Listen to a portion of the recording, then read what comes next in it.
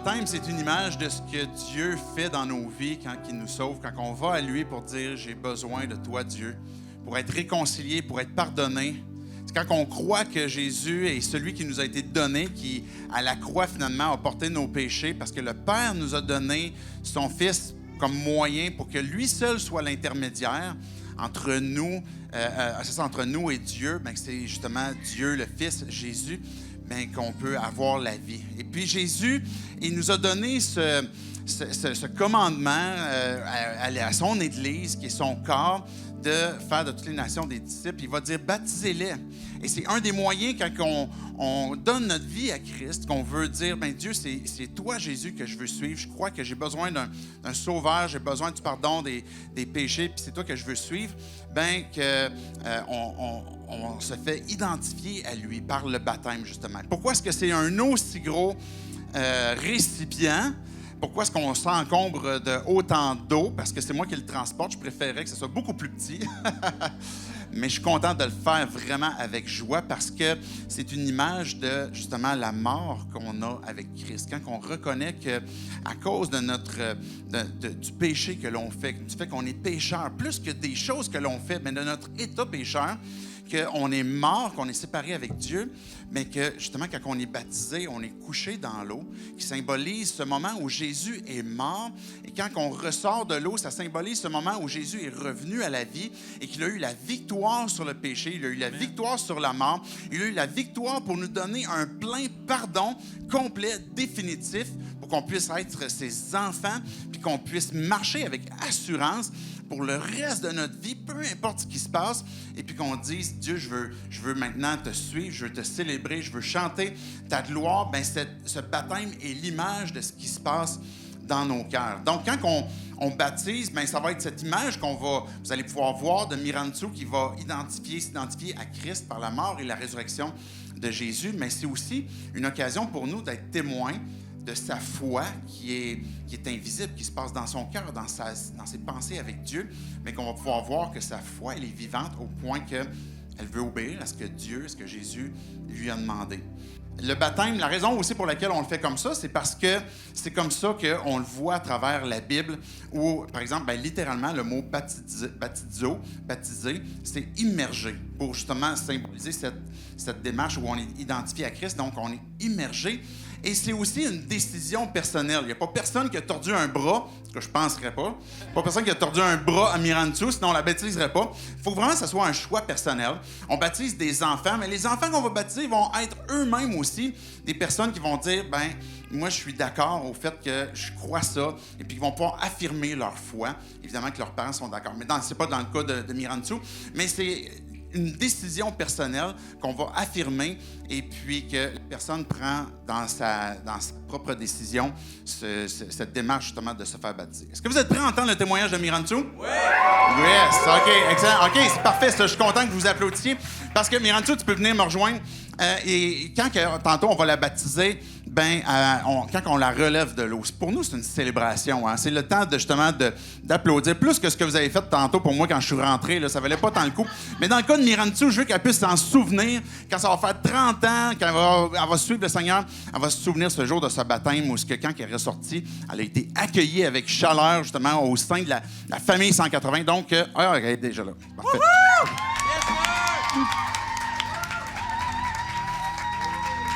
Fait que Mirantu, bienvenue avec nous.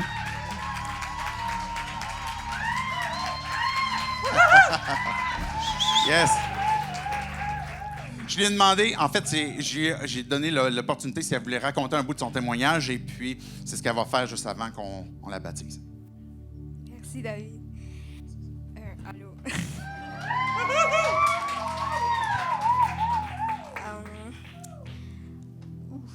OK. Ça va bien aller. Merci. Je me souviens encore, le 5 octobre 2021, j'étais à 2 jours d'avoir mon visa pour aller au Québec, mais je ne le savais pas que c'était dans 2 jours que j'aurais mon visa. Dans ma tête, c'était la fin d'un long processus qui s'était terminé, mais je pense que c'est l'ouverture d'une porte encore plus grande. Et en fait, je voulais pas penser au futur, donc j'allais partir seule à Québec. Je savais pas trop qu'est-ce qui allait m'attendre. Tout ce que je savais, c'est que j'allais étudier. Et j'étais très, très stressée. C'était une nuit, donc la nuit du 5 octobre. Il est environ 21h30, puis tout le monde dormait. Moi, j'étais en train d'étudier encore. Puis j'étais très, très, très stressée. Et j'étais comme, OK, qu'est-ce que je dois faire? Là, je commençais à pleurer, puis à pleurer encore. Et vu que je pleurais, j'ai eu besoin d'un mouchoir, donc j'ai checké. J'ai checké dans un sac à côté. C'était un sac vraiment random. J'étais comme, OK. Puis au lieu de trouver un mouchoir, j'ai trouvé un bout de papier presque déchiré. C'est assez bizarre. J'étais comme, pourquoi je trouve ça? Je veux un mouchoir.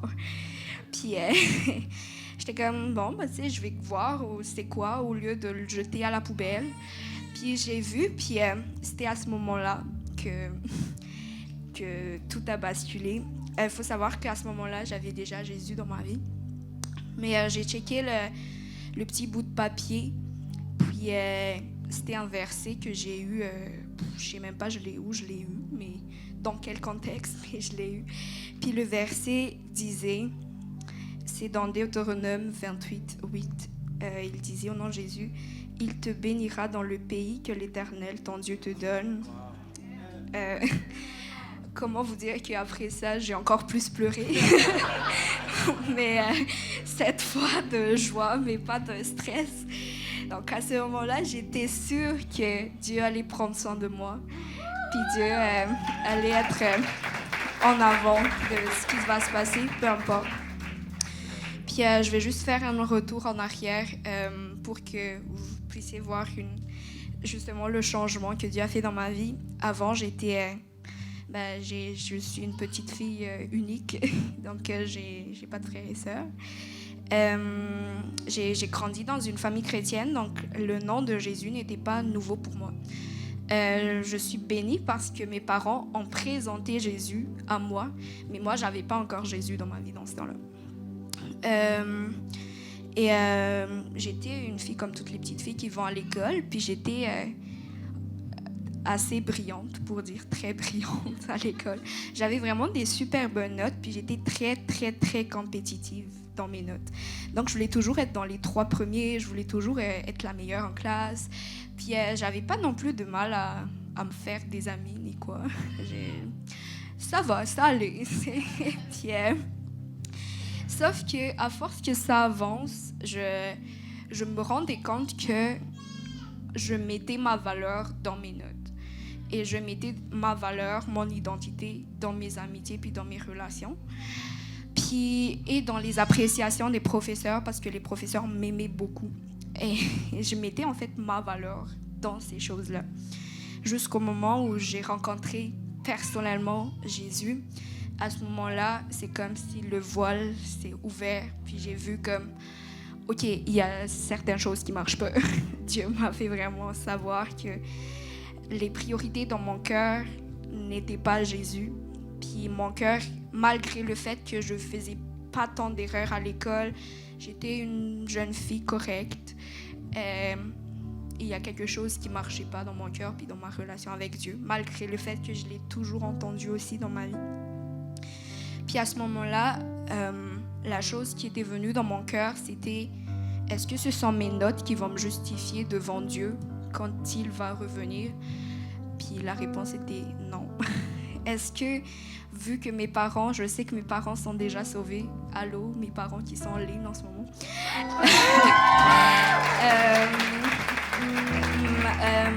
malgré le fait que eux, je savais que eux, ils étaient sauvés, est-ce que ça voulait dire que moi aussi, je suis automatiquement sauvée? La réponse est non aussi. Et je me souviens toujours de la fois où ma mère me disait: Dieu ne veut pas d'une petite fille, il veut une fille. Ça veut dire que c'est pas que mes parents sont sauvés, que moi aussi je serai automatiquement sauvée. À travers tous ces moments-là, j'ai fini par prendre conscience que ma valeur ne se trouvait pas dans mes notes ni dans mes actions, parce que je voulais vraiment me prouver à travers ces choses-là. Mais j'ai découvert un Dieu infiniment grand, avec une grâce incomparable. Puis ça, c'est quelque chose qui, je pense, ça a tout changé dans ma vie. Ouais, donc après avoir rencontré Jésus, j'ai regardé en arrière et j'ai vu comment déjà il a dirigé ma vie depuis que je suis née et jusqu'à maintenant.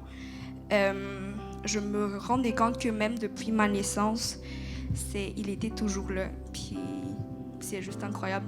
Si je fais un retour en arrière, je suis comme waouh, je méritais tellement pas ça, mais Dieu m'a aimé, puis dans l'amour inconditionnel, puis il a toujours été là. Et aussi, en fait, juste un exemple concret, mon nom de famille, mon autre nom de famille, en fait, je m'appelle Miransu, puis mon nom de famille, c'est Ruham, et c'est dans la Bible, qui veut dire Rushama, c'est dans le livre d'Osée. Puis Rushama, ça veut littéralement dire « elle a obtenu miséricorde ». Je peux pas être plus. Et la manière dont mes parents ont reçu ce nom-là, je pense que pendant quelques jours, j'avais pas de nom encore.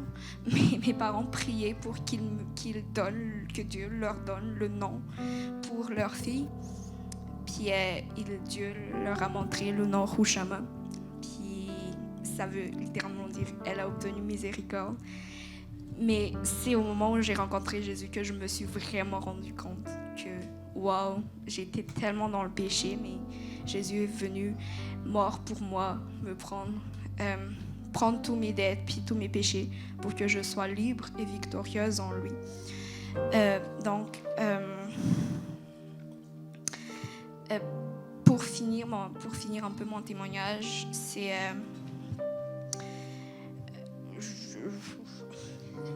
j'ai eu peur de ma venue à Québec. J'ai eu tellement peur. Mais Dieu continue à me révéler encore qu'il prend soin de moi au moment où parfois je pense que les portes sont fermées.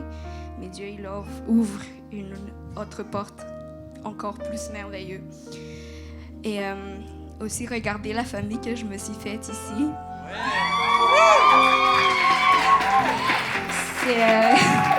J'ai laissé ma famille puis mes amis à Madagascar, mais je me suis retrouvée. Il y a une famille ici à Québec et dans cette église aussi.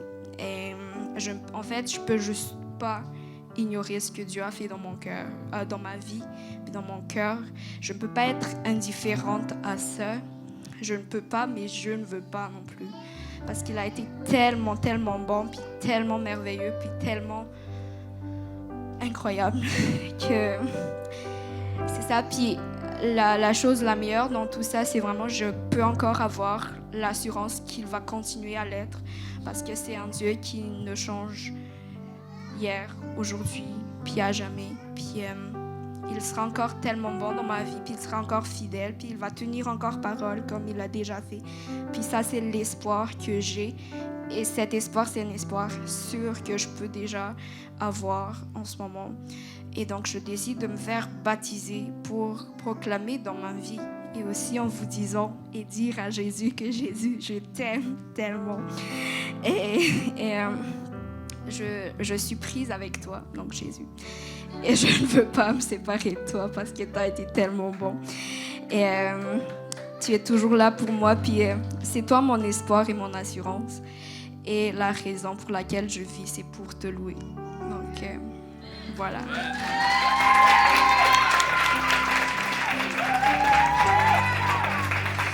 J'aimerais ça qu'on prie pour elle. J'aimerais ça que si vous voulez vous joindre à moi, vous pouvez lever une main si vous voulez, si vous êtes à l'aise. Priez pour Miransu, que Dieu puisse lui apporter sa bénédiction. Dieu, on te la place entre tes mains. Merci parce que tu nous l'as confié. Dieu, c'est toi qui sauves les vies. C'est toi qui transformes les vies. On est plusieurs à pouvoir témoigner de ça ce matin. Et Dieu, on te prie que tu puisses faire de cette journée, de ce baptême pour Miransu, un moment qui tu vas lui rappeler, Dieu, peu importe quels seront les moments qu'elle va vivre, qu'elle va se rappeler comment est-ce que tu as été présent pour elle. Que ta bénédiction soit sur elle, que ta paix soit sur elle, sur ton repos aussi, que tu puisses la restaurer. Dieu, avec les périodes de doute ou les attaques de l'adversaire qui s'en viennent, mais que tu puisses lui fortifier sa foi, faire d'elle une témoin qui va être puissant, Esprit Saint, que tu vas la remplir et l'utiliser puissamment pour faire croître ton Église. Et c'est en ton nom, Jésus, qu'on prie. Amen. Amen. Amen. Viens avec moi, Mirantsou.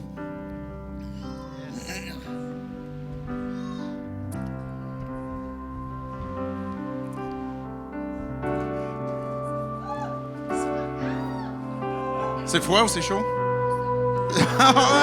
C'est une réponse polie pour dire ça aurait pu être plus chaud quand même. Je ne sais pas comment ça va. La mer à Madagascar, c'est-tu plus chaud un petit peu? Ouais, c'est ça. C'est bon. Tu peux t'asseoir juste ici, Mirantsou. S'il y a quelqu'un proche, je vais pouvoir donner le micro après quand je vais baptiser Mirantsou. Mirantsou, j'ai simplement 3 questions que je veux te poser, simplement pour que tu puisses affirmer ta foi. Tu crois que tu avais besoin d'un sauveur pour le pardon des péchés? Oui. Tu crois que c'est Jésus qui t'a été donné pour que tu puisses avoir ce pardon-là? Absolument oui. Et puis, Mirantsou, tu veux montrer justement à nous qui sommes ici présents que tu veux le suivre et puis par la grâce, bien justement, être sa disciple? Oui. Oui. Bien, c'est vraiment un plaisir pour moi puis pour nous tous que de pouvoir être témoins de ton baptême.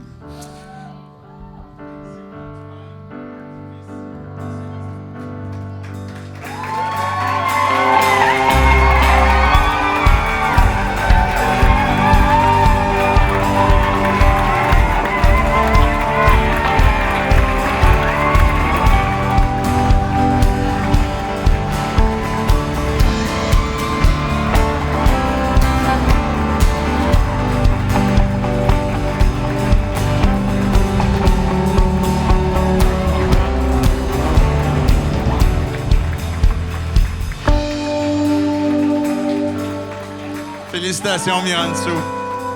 On est content que tu fasses partie de notre famille. Vous pouvez rester debout, on va prendre le temps de célébrer Dieu. Je vous invite à revenir la semaine prochaine.